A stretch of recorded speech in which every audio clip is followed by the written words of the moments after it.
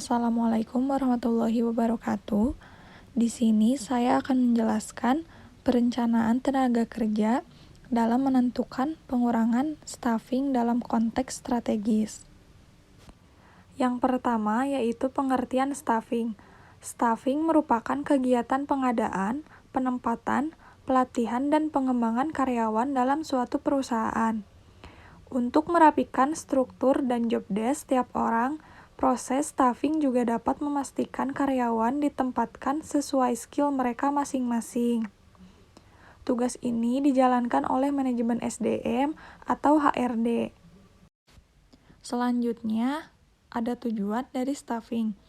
Yang pertama, mewujudkan sinergi antara karyawan dan tugas serta kewajibannya. Yang kedua, mewujudkan mekanisme kerja yang efektif, kooperatif, dan terpadu. Yang ketiga, mendukung karyawan agar mampu menyelesaikan tugasnya sesuai bidang masing-masing.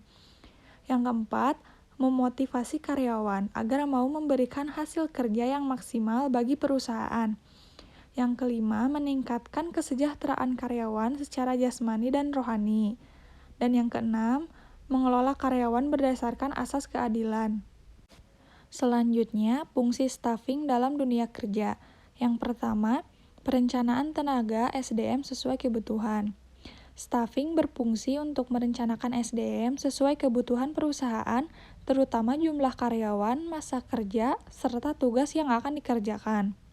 Yang kedua, proses rekrutmen. Staffing juga melibatkan fungsi rekrutmen karyawan, kemudian melakukan seleksi dan penempatan. HRD harus mampu mencari kandidat yang memiliki kualifikasi sesuai kebutuhan masing-masing departemen dalam perusahaan. Yang ketiga, pelatihan dan pengembangan, agar karyawan baru bisa beradaptasi dan lebih produktif saat melaksanakan tugas yang diberikan. Yang keempat, evaluasi karyawan. Fungsi evaluasi mencakup penilaian, promosi, dan mutasi karyawan. HRD harus melakukan penilaian secara rutin agar bisa mendeteksi masalah yang dialami karyawan. Selanjutnya, proses staffing dalam perusahaan. Yang pertama ada merencanakan SDM.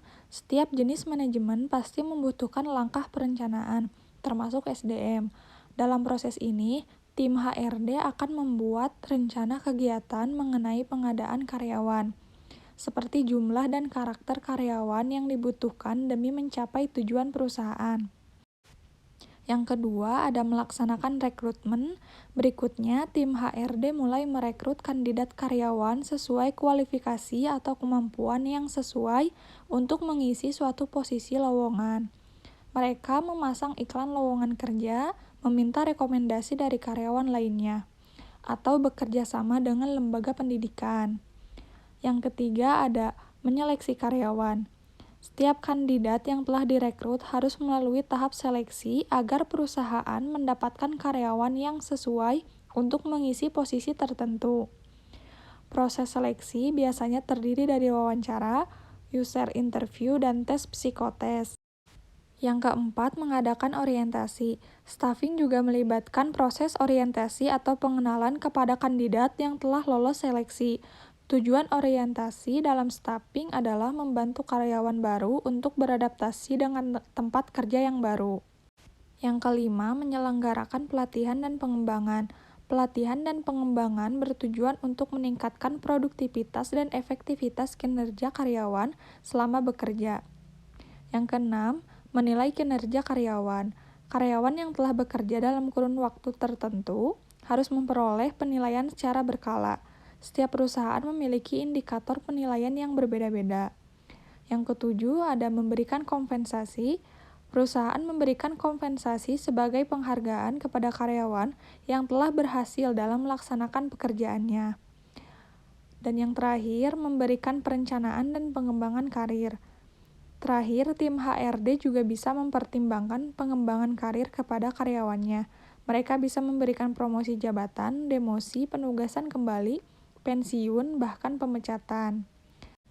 Staffing sangat penting bagi perusahaan dalam manajemen SDM untuk mengembangkan kualitas SDM agar lebih baik lagi selama bekerja. Semua proses staffing yang sangat mempengaruhi kinerja karyawan dalam staffing adalah pemberian kompensasi. cukup sekian penjelasan dari saya. Mohon maaf bila ada kekurangan. Wassalamualaikum warahmatullahi wabarakatuh.